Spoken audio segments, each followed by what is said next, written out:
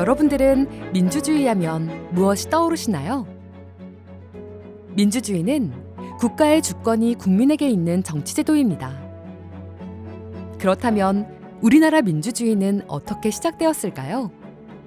이 질문에 선뜻 대답하지 못하고 당황했다면 국회박물관에서 그 답을 찾을 수 있습니다. 국회박물관 상설 1전시실은 3.1운동 이후 중국 상하이에서 개원한 임시의정원의 실질적 활동 성과와 독립운동가들의 삶을 조명하기 위해 마련되었습니다. 임시의정원은 중국 상하이 대한민국 임시정부의 입법부 역할을 맡았던 기관으로 대한민국 국회와 민주주의의 시작이라고 볼 수 있는데요.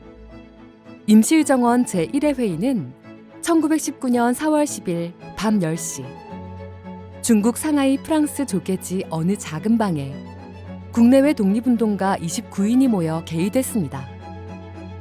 다음 날까지 계속된 회의에서 임시의정원이라는 명칭을 정하고 대한민국 임시정부를 공식 수립했는데요.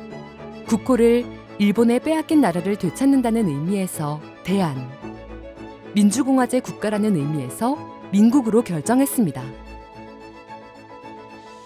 이때 결정된 민주공화제라는 이념은 우리나라 최초의 헌법인 대한민국 임시헌장에 명시되어 대한민국의 헌법 정신으로 오늘날까지 이어지고 있습니다.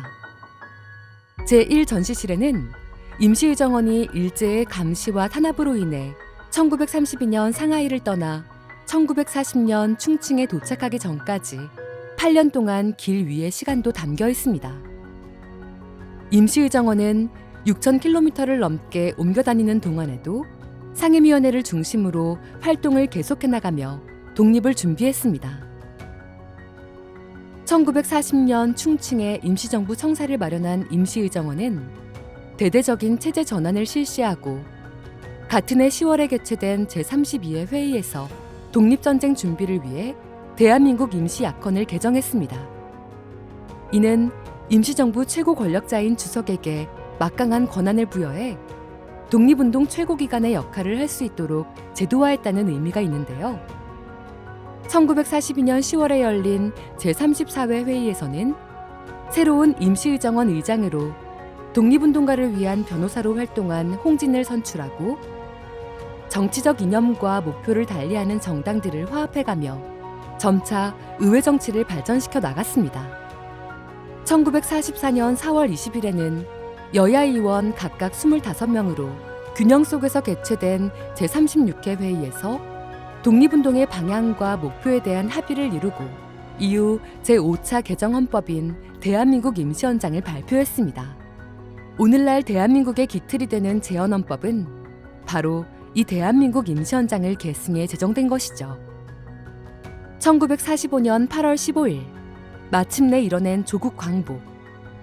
임시의정원에 소속된 독립운동가들이 험난한 독립운동의 길을 갈 수 있었던 것은 같은 길을 걸으며 응원해주던 이들이 있었기 때문입니다. 자주독립국가의 밑바탕이 된 독립운동가들의 뜨거운 열망의 시간들, 그리고 그들 가족의 삶을 만나보는 시간. 국회박물관 상설 1전시실은 그토록 애타게 바라던 민주주의 시대에 살고 있는 오늘을 되돌아보고 가치를 되새기는 기회가 될 것입니다.